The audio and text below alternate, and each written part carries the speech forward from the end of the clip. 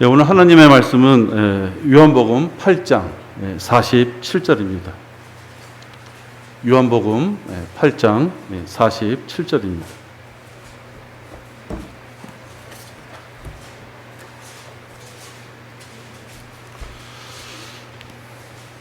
우리 함께 봉독하시겠습니다. 하나님께로부터 나온 사람은 하나님의 말씀들을 듣느니라. 너희는 하나님의 말씀을 듣지 아니하나니 이는 너희가 하나님으로부터 나오지 않았음이라고 하시니라. 우리 그리스도인의 정체성이라고도 볼 수 있습니다. 그리스도인이 되지 못한 자들과 어떤 차이가 있을까라는 그런 관점의 말씀이기도 합니다. 오늘 설교 제목은 성도가 왜 어색해 보일까? 왜 뭔가 불편해 보일까? 라는 제목을 가지고 말씀을 드립니다. 잠시 기도하겠습니다. 살아 역사하시는 아버지 하나님, 저희들이 다소 느리고 우둔하여서 미처 하나님 아버지 보시기에 합당하지 않은 그런 삶에 있다 할지라도 항상 우리를 깨우칠 수 있도록 말씀을 주심을 감사를 드립니다. 우리가 손만 뻗치면 닿을 수 있는 말씀이 있기에 저희들은 이렇게 생명력을 얻고 살아갈 수 있습니다. 아버지 하나님, 오늘 이 말씀들을 통하여 우리가 더욱더 아버지 하나님 앞에 다가서고 또 생명의 말씀을 힘으로 얻어서 마귀와의 싸움에서 이겨나갈 수 있도록 인도하여 주시옵소서. 말씀을 시작합니다. 마칠 때까지 마귀가 저희들의 어떠한 것도 방해하지 못하도록 지켜주시옵시며 부족한 종의 입술을 통하여서도 하나님의 귀한 말씀들이 올바르게 선포될 수 있도록 인도하여 주시옵소서. 이 모든 말씀을 우리 주 예수 그리스도 이름으로 기도했습니다. 아멘. 여러분, 얼마 전에 우리나라 정치권에 수박이라는 용어가 많이 언급됐습니다. 서로 싸울 때, 야, 너는 수박이다, 이랬어요. 그것은 위선적이고 표리부동한 것을 의미합니다. 너는 내 편인 줄 알았는데 까지 짓고 보니까 너는 내 편이 아니구나, 이런 내용입니다. 수박이 초록색과 짙은 초록색으로 되어 있지만 그 속은 빨갛지 않습니까? 물론 많은 과일들이 표하고 안이 달리기도 하지만, 그래서 이 수박을 예로 들면서 위선이라는 이런 것들이 화두가 된 적이 있습니다. 누군가가 나한테 너는 수박이야 그러면 좀 기분이 좋을 리가 없는 것이죠.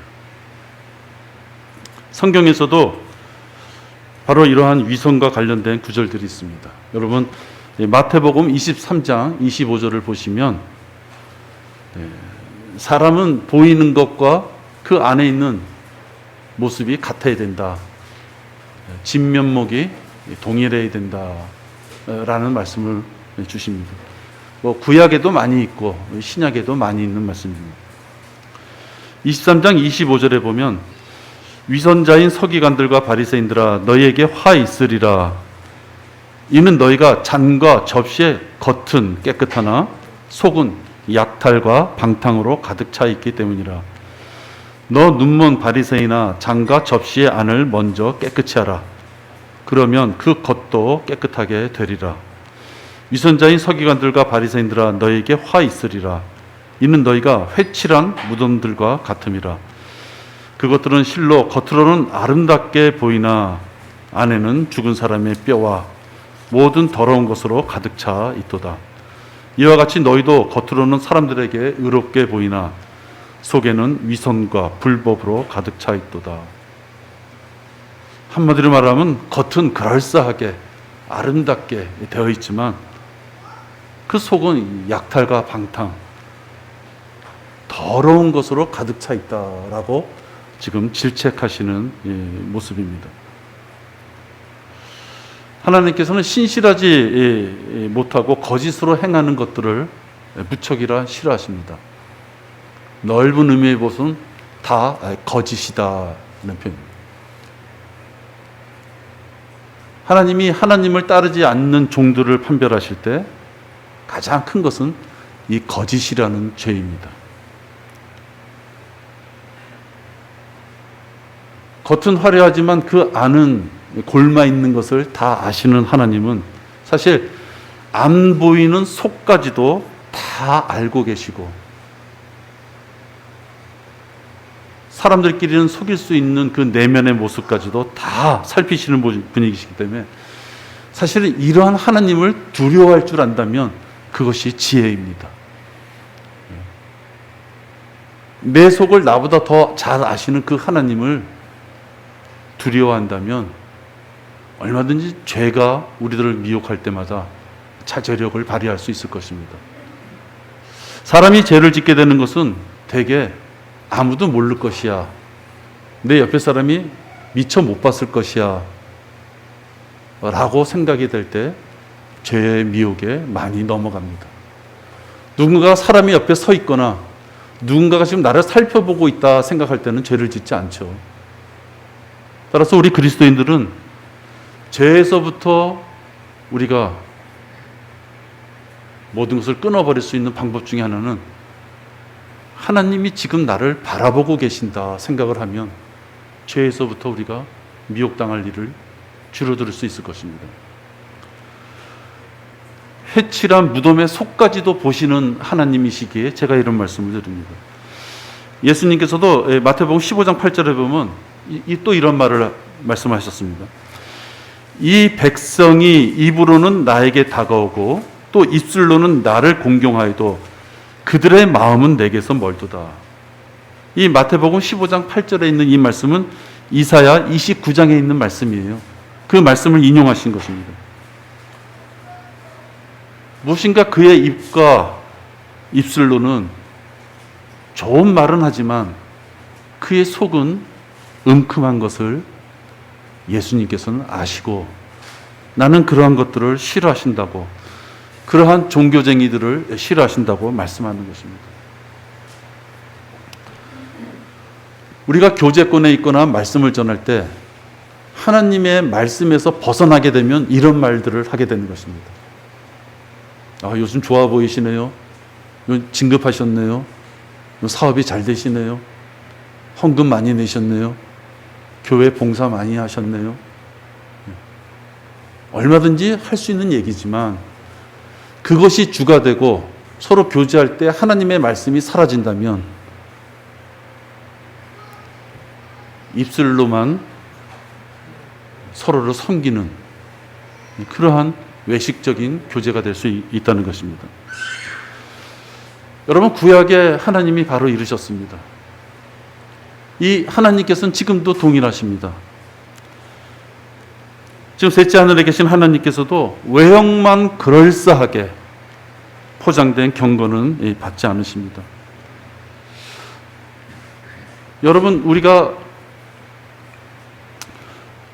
자기의 죄를 자백하고 또 하나님께 용서함을 받은 것에 대해서 감사함으로 다가서고 또 많은 성도들 앞에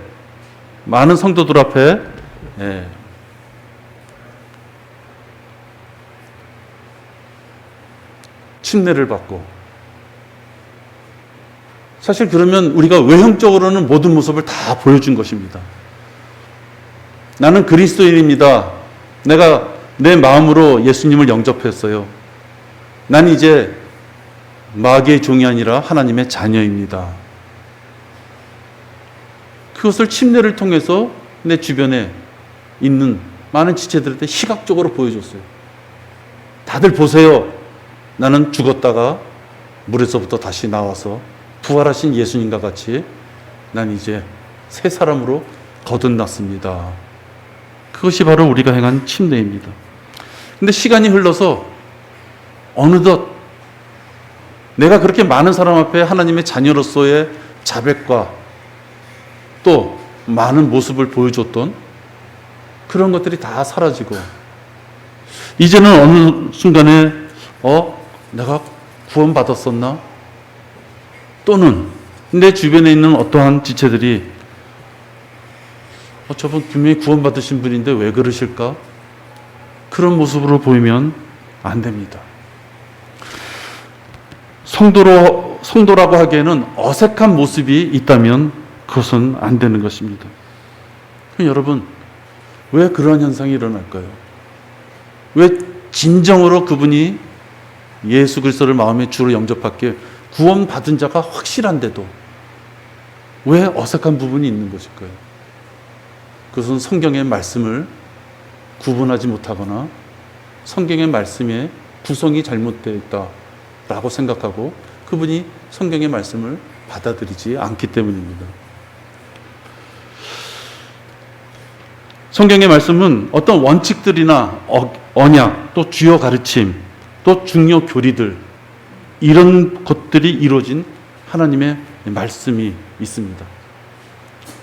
근데 또 성경의 말씀을 보면요, 대부분이 심하게 얘기하면 90% 이상이 하나님이 정하신 말씀 그 자체를 이뤄나가기 위하여 우리들에게 필요한 하나님의 말씀들을 기록해 놓으신 것이 성경책입니다.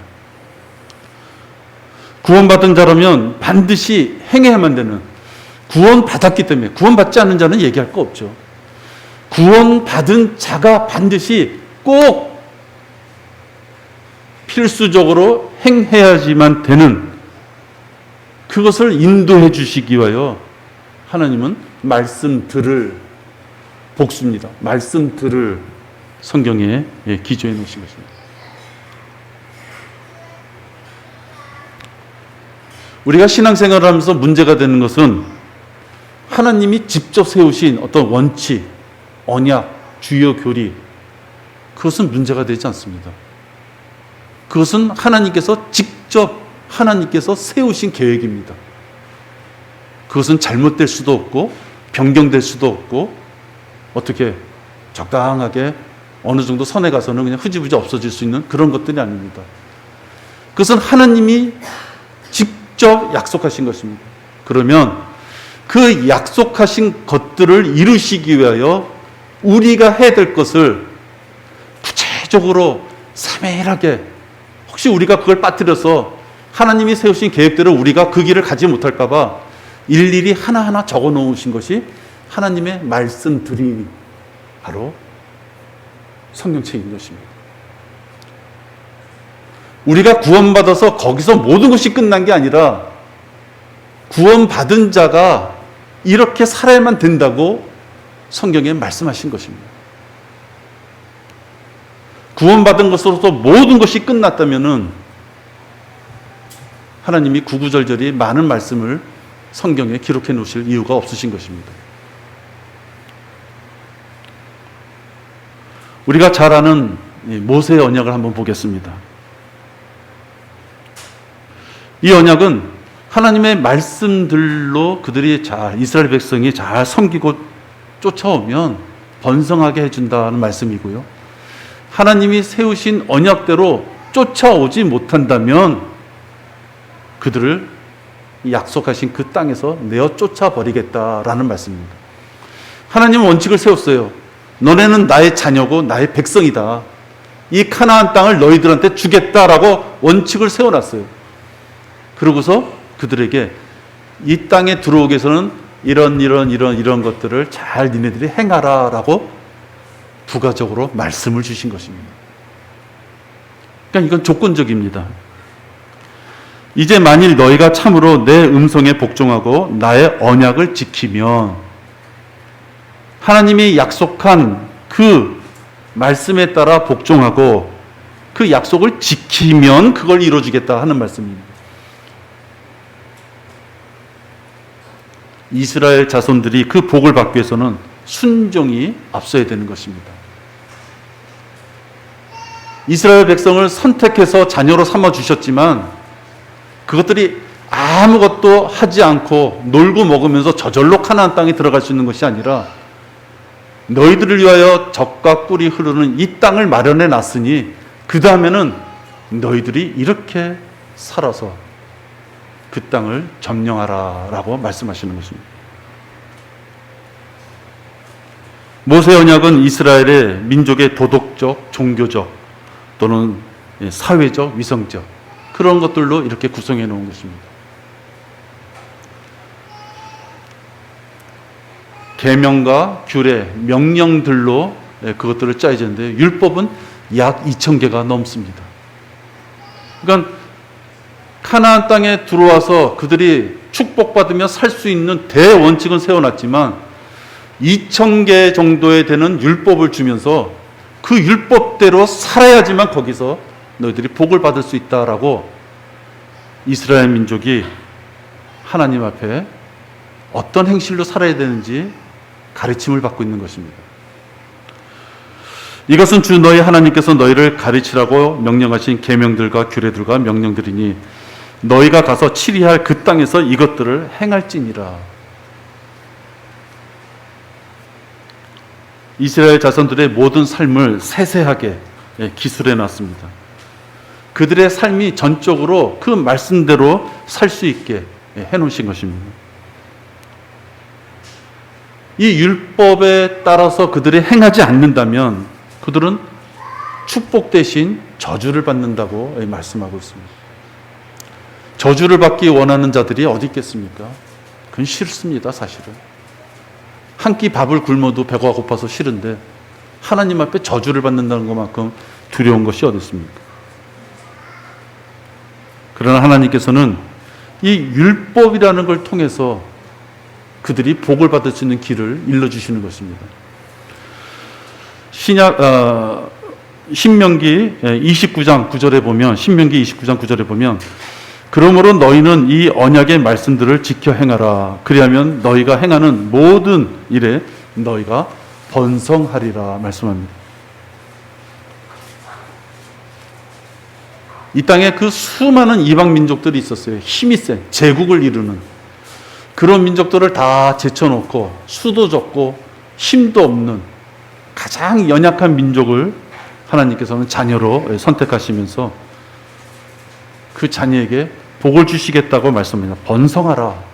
단 그 앞에 내가 너희들에게 준 언약의 말씀들을 지켜 행하면 복을 주리라 말씀합니다.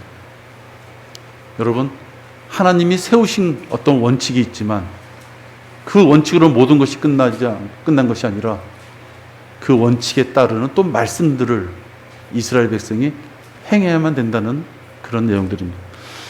또 다른 성경의 예가 있습니다. 여호수아의 얘기입니다. 여호수아가 이제 여리고 성을 점령해야만 됩니다. 그 성은 튼튼하고 군사적으로는 그 성령을 점령한다는 것이 너무나도 힘이 든 그런 성이었습니다. 그러한 성을 하나님께서는 여호수아에게 약속해 주십니다. 주께서 여호수아에게 말씀하시기를 보라, 내가 여리코와 그 왕과 힘센 용사들을 내 손에 주었으니, 너의 손에 주었으니 그 성을 이제 여호수아야 네가 마음대로 할 수 있도록 네 손에 주겠다 약속하십니다. 전쟁이 있기 전입니다. 여러분 얼마나 든든합니까? 어떤 시험, 취업을 위한 시험이라든지 대학을 가기 위한 어떤 시험이라든지 열심히 공부하고 있는데 하나님이 나타나셔서 그 대학의 합격증을 너한테 주겠다라고 확신을 주셨다면 얼마나 힘이 나겠습니까? 근데 아마 누군가가 그러한 꿈을 꿨다면 이러한 꿈도 꿨을 것 같습니다. 그 대신 너 열심히 해라.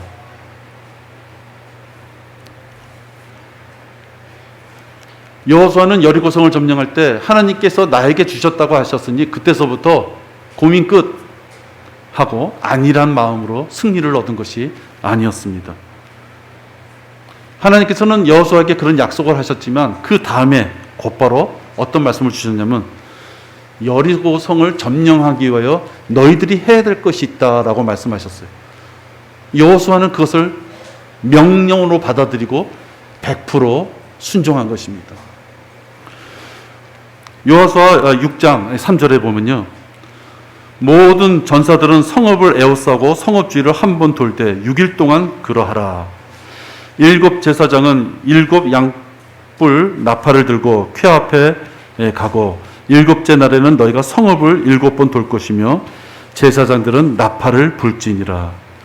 제사장들이 양뿔 나팔을 길게 불 때 너희가 그 나팔 소리를 들으면 모든 백성은 큰 소리를 지를지니라. 그리하면 그 성벽이 완전히 무너져 내리리니 백성들은 각기 자기 앞으로 올라갈지니라. 하나님이 주시겠다고 약속하시고서는 성읍을 매일 한 바퀴씩 돌고 마지막 날에는 7바퀴를 돌고 나팔을 불고 또 소리를 지르라 말씀하셨습니다.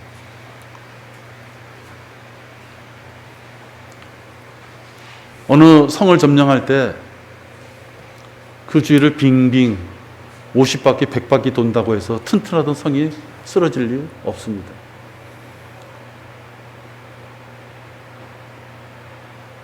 소리를 질렀다고 해서 돌로 쌓은 튼튼한 성벽이 하루아침에 무너질 수 없습니다. 여호수아는 하나님이 주시겠다고 약속했고 주시겠다고 약속한 분이 돌아라, 나팔을 불어라, 함성을 지르라 했으니 그렇게 한 것입니다. 거기에는 왜 그래야만 하나요? 라고 따질 필요가 없습니다. 주시겠다고, 내 손에 그 성을 주시겠다고 하신 분이기 때문에, 전능하신 하나님이 말씀하신 거기 때문에 순종만이 필요한 것입니다. 불법에 물린 자들에게 위를 쳐다봐라 했으면 그 물린 자들은 고개를 들어 놋뱀을 바라봐야만 되는 것입니다. 놋뱀을 바라보는 자는 살 것이라 하나님이 정해 놓으셨어요.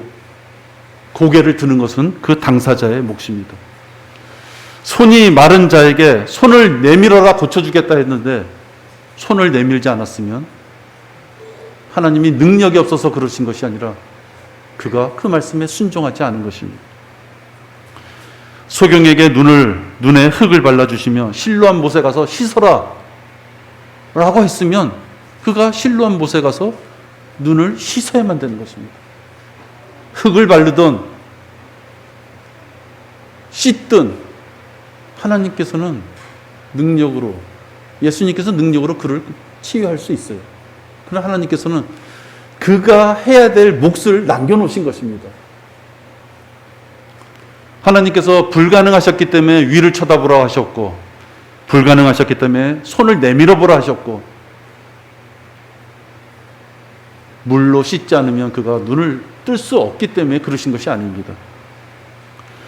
하나님은 각자가 처해 있는 어려운 환경에서 그 말씀에 순종하는 그 행실을 보기를 원하시는 것입니다. 불뱀이 와서 내 발목을 물었어요. 얼마나 아프겠습니까? 얼마나 그 불뱀을 쳐다보면서 불뱀이 오는 자리에서부터 도망가고 싶겠습니까?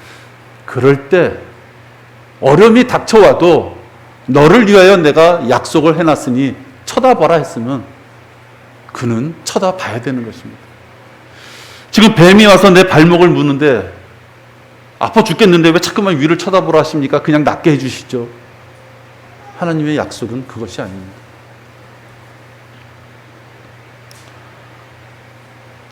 하나님의 기적의 그 역사가 있느냐 없느냐는 것은 하나님의 능력의 유무가 아니라 그 기적을 바라봐야만 되는 분의 순종의 마음에 달려있는 것입니다.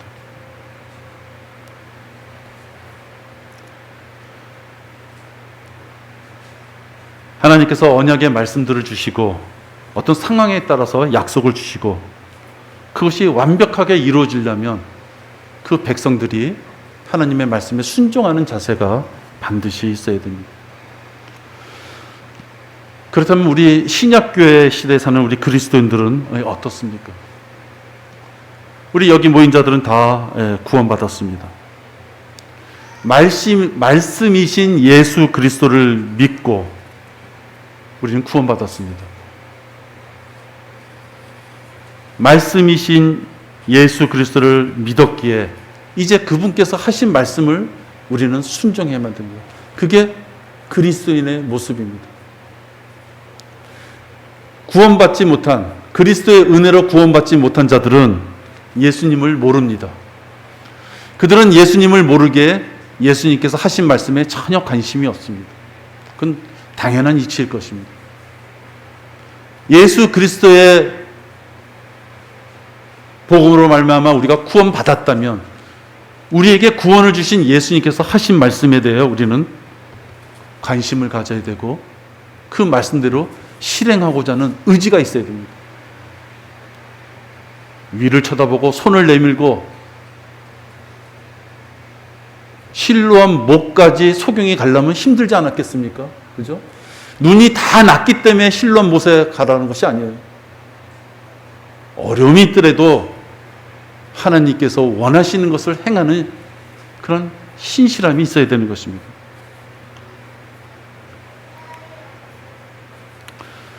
여러분, 하나님께서 예수 그리스도를 이 땅에 보내셔서 그분이 십자가에 못 박혀 죽으심으로써 우리가 구원의 그 은혜를 받을 수 있게 되었습니다. 그것을 순종해서 예수님께서 죽으시기 전까지 우리에게 하신 말씀들이 바로 성경의 말씀들입니다. 우리가 그 말씀대로 살아가지 않는다면 어색한 그리스도인이 되는 것입니다. 겉모습과 모든 껍데기의 모양은 분명히 그리스도인인데 교회의 문턱을 넘기 때문에 무조건 그리스도인이라고 볼 수밖에 없는데 왜 어색하느냐? 구원받고 그 이후의 삶에 대한 명령을 순종하지 않고 따라가지 않는다면 겉모습과 속에 있는 모습이 다르기 때문에 어색한 것처럼 보이는 것입니다. 여러분, 성화라는 말씀이 있습니다. 성화. 거룩하게 되어가는 것입니다. 이 성화는 과거의 죄로부터 분리되는 것으로만 끝나는 것이 아니라 지금 내가 숨쉬며 살아가는 이 순간에 벌어지는 그 많은 죄로서부터 분리되고 구별되어야지 되는 것을 현재의 성화다 이렇게 말합니다. 그래서 과거의 성화나 현재의 성화는 완벽하지 않습니다. 과거의 성화는 예수 그리스도의 복음으로 우리가 죄인에서부터 분리됐죠. 과거의 성화는 이루어졌습니다. 우리 여기 있는 모두는 과거의 성화에서부터 완벽하게 이루어져 있습니다. 그다음 현재의 성화. 내가 지금 이 땅에 이렇게 숨쉬며 살아가면서 내가 죄로부터 얼마만큼 구별되며 살아가느냐. 그것은 현재의 성화인데 그건 각자가 틀립니다. 우린 구원받았다면 미래의 성화는 다 동일합니다. 왜?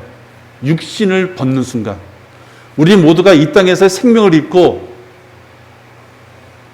육신을 벗어버리는 순간 거기는 미래의 성화가 완벽하게 이루어집니다.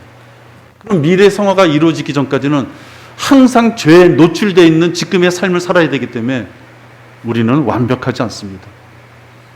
그렇기 때문에 예수님께서 우리에게 주신 말씀대로 살아가야만 되는 이유가 있는 것입니다. 하나님께서는 죄에 노출되어 살 수밖에 없는 우리 크리스찬들에게 지금의 거룩함을 위하여, 지금의 현재의 성화를 위하여 등대의 불빛과도 같은 그런 말씀을 주셨습니다. 여러분, 구약시대와 우리는 틀립니다. 구약시대는 율법이라는 걸 주고서 그 율법을 이뤄 나가면서 하나님의 말씀대로 복받을 수 있는 조건을 충족해 나가는 것이죠. 지금 우리는 이미 그리스도인으로서 하나님의 자녀가 되었습니다. 그러나 하나님께서는 자녀된 신분에서 끝나는 것이 아니라 우리들을 위하여 준비하신 상가 유업, 그리스도인으로서 올바른 의를 갖추기 위하여 우리가 성장하기를 원하시는 것입니다. 비록 구원은 받았지만 아직 너무 거칠고, 구원은 받았지만 아직 육신의 기질들이 너무 많고, 구원은 받았지만 아직 자기 모습대로 그대로 살아가고자 하는 그런 것들로 꽉 차 있는 우리들을 예수님께서 주신 말씀대로 다 씻어내서 결국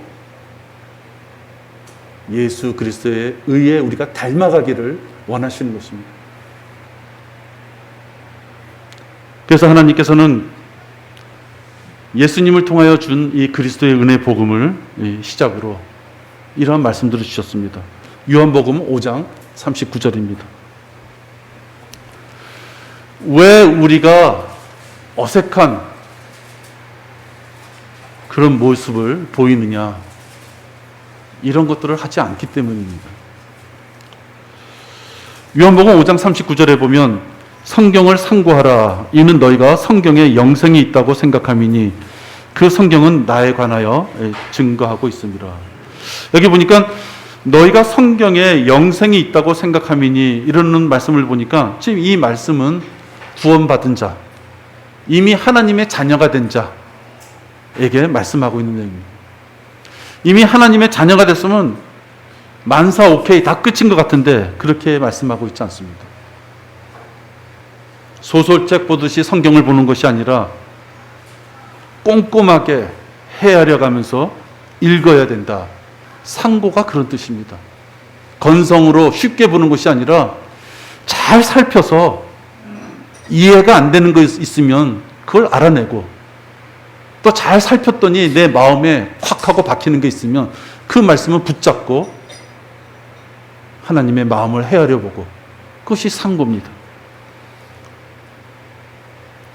이렇게 상고하며 하나님의 말씀을 읽게 되면 하나님을 좀 더 깊게 제대로 알게 됩니다. 하나님을 깊게 더 알게 된다는 것은 하나님과의 교제가 더 깊게 된다는 것입니다. 하나님과의 교제가 된다는 것은 하나님이 주시는 그 마음을 내 마음 깊숙한 곳에 잘 새겨 놓을 수 있음을 말합니다. 그러니까 모든 것은 하나님의 말씀에서부터 시작이 됩니다. 말씀을 대하고 꼼꼼히 대하고 알아보고 그 말씀을 내 마음에 품을 때 내 마음이 하나님 말씀으로 충만하게 채워지는 것입니다. 그거 말고는 다른 방법이 없습니다. 아무리 유튜브에, 아무리 목사가, 아무리 좋은 책이 부수적일 수 있지만 본인이 하나님 말씀 앞에 대하는 자세가, 상고하는 자세가 아니면 그런 것을 얻을 수가 없습니다.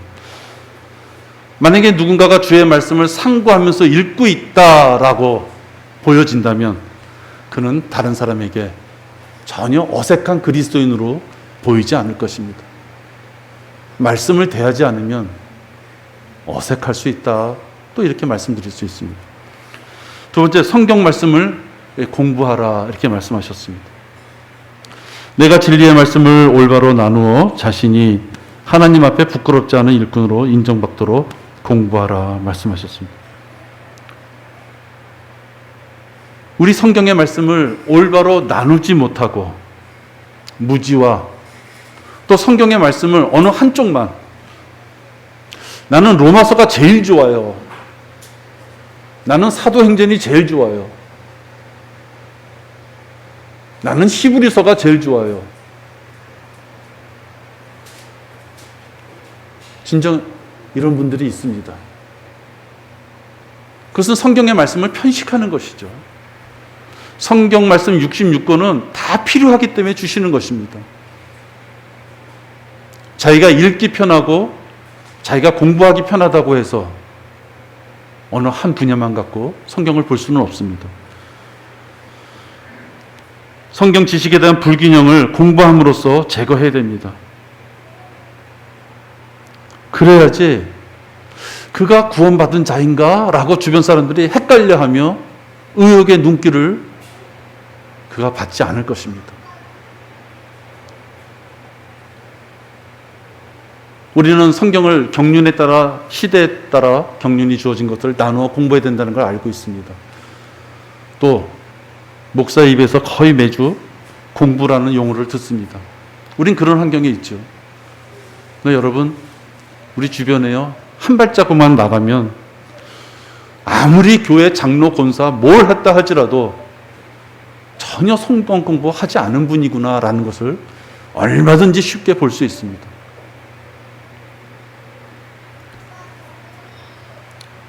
성경대로 믿는 사람들이라면 공부해서 그것을 가지고 어색한 모습에서부터 벗어날 수 있어야 됩니다. 또 셋째로 성경 말씀에 보면 헌신하라 말씀합니다. 그러므로 형제들아, 내가 하나님의 모든 자비하심으로 너희에게 권고하노니 너희 몸을 하나님께서 기뻐하시는 거룩한 산제물로 드리라. 이것이 너희가 드릴 합당한 예배니라 말씀합니다.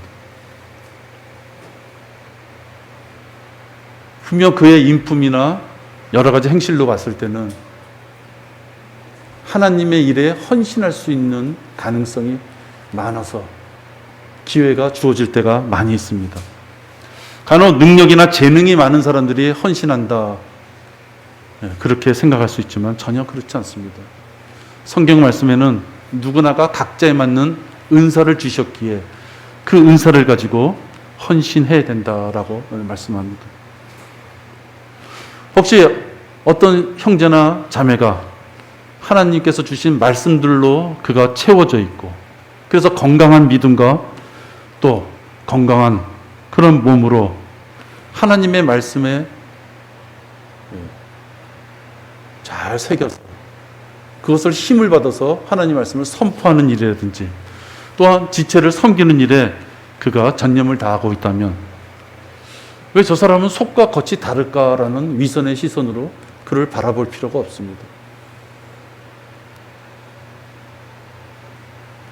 하나님 앞에 자기가 산 제물로 드리지 못하는 것은 능력이 없고 여건이 안 되는 것이 아닙니다.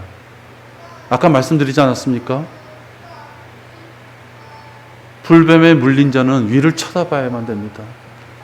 자기의 고통의 그 어떠한 자리나 그 고통의 그 모습을 바라보는 것이 아니라 그것은 하나님 앞에 의뢰하고 하나님이 원하시는 대로 그가 고개를 들어야만 되는 것입니다. 헌신도 그렇습니다.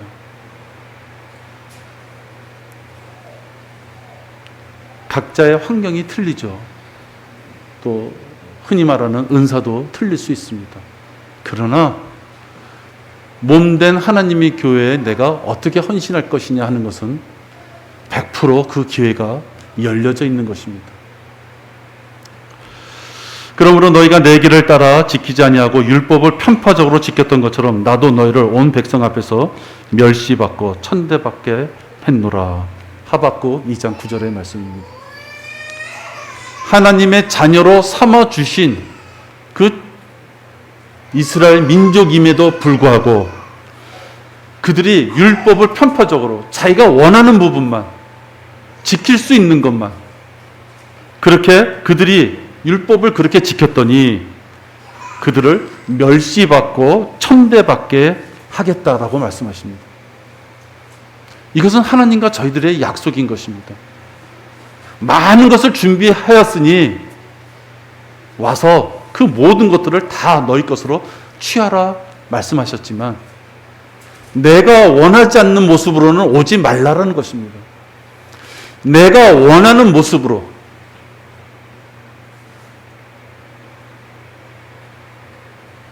와서 그것들을 취하라고 말씀하고 있습니다. 여러분, 우리가 구원에 감사하며 구원받은 자로서 아까 말씀하신 대로 구원받았기에 그 이후에 이렇게 생활하라고 말씀하신 그 신약의 많은 말씀, 그 말씀대로 내가 성장하여서 준비가 되어 있다면 내 아들아 라고 여러분의 이름을 부르실 때 내 주여 내가 여기 있나이다 라고 대답할 수 있을 것입니다. 내가 하나님의 말씀대로 내 생활이 준비되지 않았을 때 내 아들아 라고 부르면 얼마나 두렵겠습니까? 하나님이 내 아들아 라고 불렀다는 것은 부르시고 그에게 일을 주시든지 그에게 칭찬하시든지 목적이 있으실 것입니다. 준비되지 않은 자는 하나님께서 부르실 때 하나님 앞에 자신의 모습을 산제물로 드릴 수가 없는 것입니다. 하나님 앞에 산제물로 드릴 수 없는 그런 환경이라면 그는 계속 어색한 모습으로 신앙생활을 하게 되는 것입니다. 제가 말씀으로 이렇게 어색한 모습이다 말씀드렸지만 그게 얼마나 불편한 모습입니까? 밖에 있는 것도 아니고 안에 있는 것도 아니고 창문 틀에 끼어서 우왕좌왕하고 있다면 그 얼마나 안타까운 일입니까? 우리는 하나님의 은혜로 그리스도 안에 들어온 자들입니다. 들어왔기에 하나님이 하시라고 하신 그 말씀대로 행하며 살펴서 우리가 살아간다면 전혀 어색한 부분이 없는 자들입니다. 오늘 여러분 본문의 말씀에 대해서 제가 지금까지 한 말씀도 드리지 않았지만 결론적으로 오늘 본문의 말씀을 제가 읽고 끝내고자 합니다. 여러분, 이 말씀은 엄중한 말씀입니다. 이 말씀은 우리 자신이 어떠한 생활을 하고 있는지 살펴봐야 되는 말씀입니다. 제3자 누구가 나에 대해서 얘기하는 것이 아니라 자기 자신이 하나님 앞에 어떻게 지금 비춰져 있는지를 바라볼 수 있습니다. 하나님께로부터 나온 사람은 하나님의 말씀을 듣느니라. 뿌리가 있고 그 뿌리에 맞춰서 열매가 맺어지는 것입니다. 여러분의 생활 속에서 하나님의 말씀을 듣는 열매가 전혀 없다면 내가 하나님께로부터 나온 사람인가? 더 직접적으로 얘기한다면 과연 내가 구원받은 사람인가? 과연 내가 지옥에 안 갈 사람인가를 살펴봐야 되는 것입니다. 너희는 하나님의 말씀을 듣지 아니하나니 하나님의 말씀을 대하지 않는다면 이는 너희가 하나님으로부터 나오지 않음이라고 하시니라. 나의 생활이 하나님께서 하신 말씀대로 살아가고자 하는 순종함이 없다면 내가 과연 하나님의 자녀인가? 내가 구원받은 자인가? 내가 과연 지옥에 안 갈 사람인가? 나도 내 자신이 뭔가 착각하고 있는가 아닌가? 하도 회취를 하다 보니까 하도 내 겉모습을 아름답게 이렇게 만지고 단장하다 보니까 진짜 자기가 지옥에 더러운 것들을 갖고 있는 그 무덤의 모습인 것을 잊어버리는 것이죠.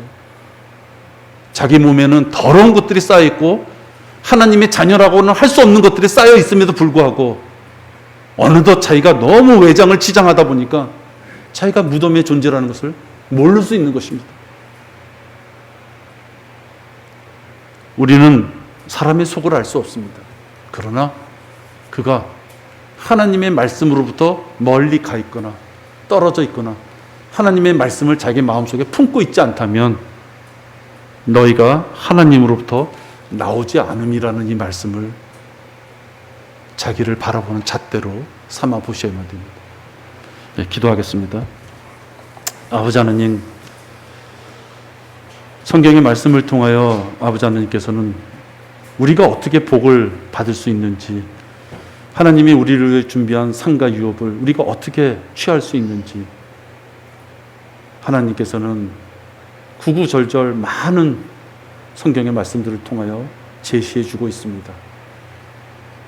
너무나도 여러 곳에서 그런 것을 제시해 주기에 우리는 몰랐다 할 수 없을 정도로 우리들에게 기회를 주고 계십니다. 아버지 하나님, 혹시 내가 구원받은 것 때문에 그 모든 귀한 하나님의 말씀들을 미처 귀한지 모르고 지내고 있었다면 아버지 하나님, 그 말씀들을 사랑하고 그 말씀들을 내 몸에 가슴에 품으며 하나님의 자녀로서의 그 모습이 겉과 속이 다 하나가 되는 완벽한 자녀의 모습이 되도록 인도하여 주시옵소서. 이 모든 말씀을 우리 주 예수 그리스도 이름으로 기도했습니다. 아멘.